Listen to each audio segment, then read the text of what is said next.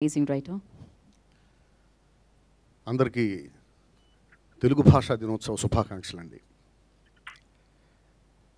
నాకు ఇప్పుడు ఒక కొత్త రికార్డు ఒకటి వైవిఎస్ చౌదరి గారిది నాకు ఐడియా రాలేదు, ఎప్పటిదాకా ఇప్పుడు వచ్చింది. ఆయన సార్ మీరు హీరోల్ని హీరోయిన్లు మాత్రమే కాదు నిర్మాతలను కూడా పరిచయం చేస్తున్నారు. ఈ రికార్డు అందరికి ఉండదు. ఈరోజు ఈ కార్యక్రమం గురించి నాకు వైవిఎస్ చౌదరి గారు చెప్పినప్పుడు అండి, యాక్చువల్గా ఇవాళ చాలా టైట్ పొజిషన్ అది. కానీ నాకు కార్యక్రమం గురించి చెప్పగానే ఎంత ఆశ్చర్యపోయానంటే, ఒక సినిమా ప్రొడక్షన్ హౌస్ వాళ్ళు ఒక ప్రోగ్రాం పెట్టారు, ఫంక్షన్ చేస్తున్నారంటే ఇది సక్సెస్ మీటో లేకపోతే ప్రీ రిలీజ్ ఫంక్షనో లేకపోతే ఒక టీజర్ లాంచింగ్ అనో అట్లా ఏదో పెడుతుంటారు. కాదండి మనం తెలుగు భాషా దినోత్సవాన్ని చేస్తున్నాం అని చెప్పినప్పుడు నిజంగా ఎంత ఆనందం వేసిందంటే, ఎవరండి చేస్తుంది తెలుగు భాషా దినోత్సవం ఈ రోజున ఒక సినిమా ప్రొడక్షన్ హౌస్ చేస్తుంది అంటే హ్యాట్స్ ఆఫ్ సార్, మీకు నిజంగా హ్యాట్స్ ఆఫ్. చూడండి అక్కడ గిడుగు రామమూర్తి గారు, ఎన్టీ రామారావు గారు, హరికృష్ణ గారు తెలుగు భాషకి పట్టం కట్టినటువంటి మహనీయులు. ఈరోజు గిడుగు రామమూర్తి గారి పుట్టినరోజు, ఆయన పుట్టినరోజుని తెలుగు భాషా దినోత్సవంగా జరుపుకుంటున్నాము అంటే ఇక ఆయన గురించి ఇంతకంటే మనం ఎక్కువగా మనం అసలు ఇంతకంటే గొప్ప గౌరవం లేదు. ఆయన జన్మ సార్థకత అది.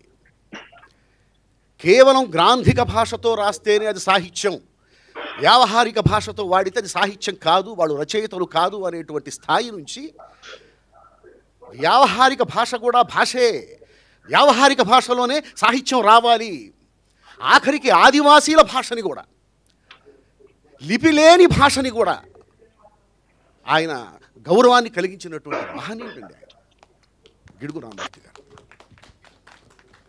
ఇకపోతే ఎన్టీ రామారావు గారి గురించి కొత్తగా మీరు నేను చెప్పుకునేది ఏమి లేదు.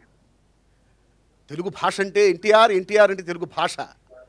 తెలుగు భాష ఉన్నన్నాళ్ళు రామారావు గారి కీర్తి, రామారావు గారి నీడ, రామారావు గారి అది నిలబడిపోతూ ఉంటుంది.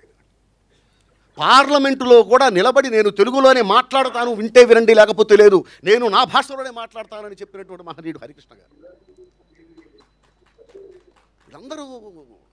వాళ్ళందరినీ తలుచుకోవటం, తెలుగు భాష గురించి మాట్లాడాలి, తెలుగు భాష గురించి మాట్లాడుకుందాం మీరు రండి అన్నప్పుడు తెలుగు భాష మీద బతుకుతున్నటువంటి రచయితగా రాకపోతే అంతకంటే మహా పాపం ఇంకోటి ఉండదు. అందుకని వచ్చాను. అంటే విచిత్రమైన విషయం చూసారా, తెలుగు భాష గురించి తెలుగువాడు తెలుగు భాషలో తెలుగు వాళ్ళకి చెప్పటం. సహజంగా ఏంటి, తెలుగువాడు వేరే భాషలో వేరే భాషకు సంబంధించిన వాళ్ళకి తన తెలుగు భాష యొక్క గొప్పతనాన్ని వాళ్ళ భాషలో వివరిస్తున్నాడు అంటే ఓకే రైట్, బాగుంది కదా అనుకుంటాం. ఇప్పుడు పరిస్థితి ఎలా ఉందంటే, తెలుగువాడు తెలుగు భాషలో తెలుగు భాష గురించి తెలుగు వాళ్ళకి చెప్పేటువంటి దుస్థితి. ఇది నేను మీడియా గురించి మాట్లాడలేదండి, మీడియా తరపున, మీడియా ద్వారా, మీడియాకి ప్రతినిధిగా నిలబడి నేను సమాజాన్ని ప్రశ్నిస్తున్నా.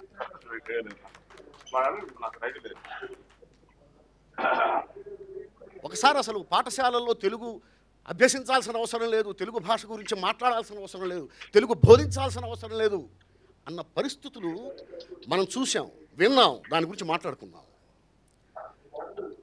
అది కరెక్టే కదా అన్న వాళ్ళని కూడా చూసాం. ఎందుకు పనికొస్తుంది తెలుగు భాష, ఎవడు మాట్లాడుతున్నాడు తెలుగులో,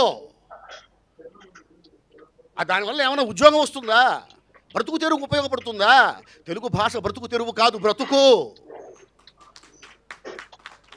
తెరువు కాదు. బ్రతికించడానికి పనికి రావట్లేదని అమ్మని బయటికి పంపించేస్తావా? తెలుగు అంటే అమ్మ. మనం పుట్టినప్పుడు మనం ఏడ్చిన ఏడుపు కూడా తెలుగులోనే ఏడ్చాం, అప్పుడు అది తెలుగు భాష అని మనకు తెలియదు. ఎందుకంటే ఆ ఏడుపు వచ్చింది తెలుగు వాళ్ళు పంచిన రక్తంలో నుంచి, ఆ రక్తం ఉబికి తెలుగు కన్నీరై బయటికి వచ్చింది. ఆ భాష ఈరోజు పనికి మారిన భాష అయిపోయింది. అమ్మ ముసలి అయిపోయింది, ఇప్పుడు పని చేయలేదు కాబట్టి అమ్మని బయటికి పంపించేద్దాం. తెలుగు భాషను బయటికి పంపించేద్దాం. ఒక తమిళనాడు వాళ్ళందరికీ, తమిళ ప్రజలందరికీ కూడా పేరు పేరున వాళ్ళకి పాదాభివందనం చేస్తున్నా ఈరోజు నేను. ఒక్క తమిళియన్సే కాదు, భారతదేశంలో తెలుగు వాళ్ళు తప్ప మిగిలిన భాషలందరికీ నేను పాదాభివందనం చేస్తున్నా. ఎందుకంటే వాళ్ళకి వాళ్ళ భాష అంటే అంత ఇష్టం. పాఠశాలల్లో తమిళం బోధించాల్సిన అవసరం లేదు అని గనక తమిళనాడులో చెబితే 24 hours 24 గంటల్లో ఏం జరుగుతుందో మనందరికీ తెలుసు. పాఠశాలలో మలయాళం నేర్పించాల్సిన అవసరం లేదని చెప్పి కేరళలో చెబితే 24 గంటల్లో ఏమవుతుందో మనందరికీ తెలుసు. కానీ ఇక్కడ ఏమి కాదు, ఏమి కాలేదు, ఒప్పేసుకుంటాం. అరే పిల్లలు తెలుగులో మాట్లాడుతుంటే తల్లిదండ్రులు కొడతారండి, కొడతారు. ఏంటి ఇంటికి వచ్చి మా అమ్మాయి నన్ను పట్టుకొని అమ్మ అంటుంది, ఏం చెప్తున్నారు మీ కాన్వెంటుల్లో అని వెళ్ళిపోయి టీచర్స్ని తిడతారు. తెలుగులో మాట్లాడుతుంటే టీచర్స్ పనిష్మెంట్ ఇస్తారు, నిలబడు, బయటికి వెళ్ళిపో. ఇది పరిస్థితి. సమాజాన్ని నిర్మించేది తల్లిదండ్రులు, ఉపాధ్యాయులు. సమాజం ఏమైపోతున్నా దానికి కారణం ఆ ముగ్గురే.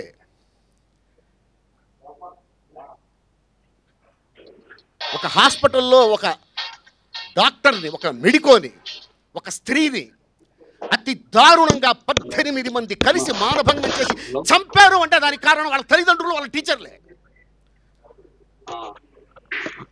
అతి దారుణమైనటువంటి సమాజంలో మనం బతుకుతున్నాం. అతి దారుణమైన సమాజం.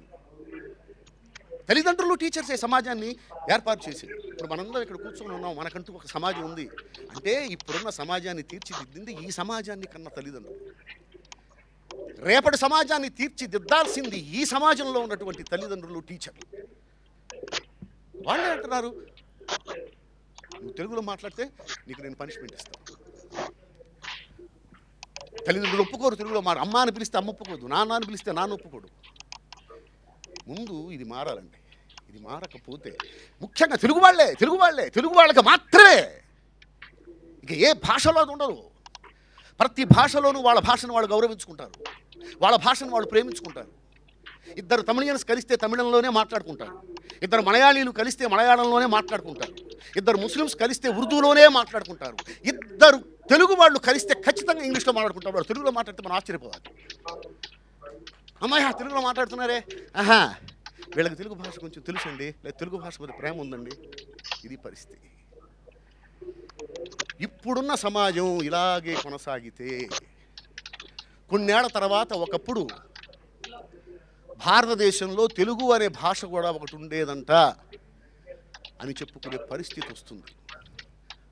అప్పుడు మనకంటూ ఒక ఉనికి ఉండదు, మనం ఎవరమో మనకే తెలియదు, మన చిరునామా మనకి తెలియదు. ఎవరండి మీరు అంటే దానికి సమాధానం మన దగ్గర ఉండదు. నా తల్లిదండ్రులు, నా ఉపాధ్యాయులు నన్ను చాలా గొప్పగా తీర్చిదిద్దారు. నా పిల్లల్ని కూడా అలా తీర్చిదిద్దాల్సినటువంటి బాధ్యత నా మీద ఉంది, భార్య మీద ఉంది, వాళ్ళ టీచర్స్ మీద ఉంది. కావచ్చు అందరూ తల్లిదండ్రులాగే నేను కూడా నా పిల్లల్ని ఇంగ్లీష్ కాన్వెంట్స్లోనే చదివించి ఉండొచ్చు, కానీ వాళ్ళకి తెలుగు రాకుండా మాత్రం లేదు. ఖచ్చితంగా ప్రతిరోజు 1 గంట తెలుగు చదవాల్సిందే, ఇంట్లో తెలుగులోనే మాట్లాడాలి, తెలుగులోనే మాట్లాడాలి. వాళ్ళ కాలేజీలో వాళ్ళు ఏం మాట్లాడుకుంటారు నాకు అనవసరం. అసలు అమ్మని అమ్మ అని అనాలి, అమ్మని పట్టుకుని శవం అని పిలవకూడదు, నాన్నని నాన్న అని పిలవాలి. చాలా బాగుంటుంది, చాలా బాగుంటుంది. తెలుగు పద్యాలు నేర్చుకోవాలి, వేమన పద్యాలు నేర్చుకోవాలి, దాశరథి శతకాలు నేర్చుకోవాలి, సుమతి పద్యాలు నేర్చుకోవాలి. ఎందుకంటే వ్యక్తిత్వం వచ్చేది అక్కడి నుంచే. ట్వింకిల్ ట్వింకిల్ లిటిల్ స్టార్ అంటే వ్యక్తిత్వం రాదు. ఏమొస్తుంది వ్యక్తిత్వం? దాని అర్థం ఏమిటి? ఒక వేమన పద్యం నేర్చుకుంటే ఎలా బతకాలో తెలుస్తుంది, ఒక సుమతి శతకం నేర్చుకుంటే ఎలా బతకాలో తెలుస్తుంది, ఏది తప్పో తెలుస్తుంది, ఏది ఒప్పో తెలుస్తుంది. తెలుగు చాలా గొప్పదండి. ఇటాలియన్ ఆఫ్ ఈస్ట్ అంటారు, నేను అది కూడా గ్రేటర్ దాన్ ఇటాలియన్. తెలుగు భాషకి మాత్రమే సంబంధించిన కొన్ని అంశాలు ఉన్నాయి సాహిత్యంలో. పద్యం తెలుగులోని మాత్రమే రాయాలి, తెలుగులో మాత్రమే రాయగలరు, ఇంకే భాషలోనూ పద్యం రాయలేరు. అంత గొప్ప వ్యాకరణం మనకుంది, అన్ని అక్షరాలు మనకున్నాయి, అన్ని ఒత్తులు మనకున్నాయి. ఇంగ్లీష్ టైపింగ్తో తెలుగుని డిటిపి చేసేటువంటి పరిస్థితి వచ్చిన తర్వాత, అంటే ఇంగ్లీష్ లెటర్స్ మీద తెలుగు టైపింగ్ చేసేటువంటి పరిస్థితి వచ్చిన తర్వాత, ఈ స్మార్ట్ ఫోన్లు, ఈ ల్యాప్టాప్లు వచ్చిన తర్వాత, తెలుగు లెటర్స్లో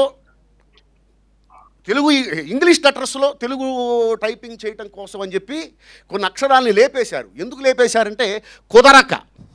అది తెలుగు.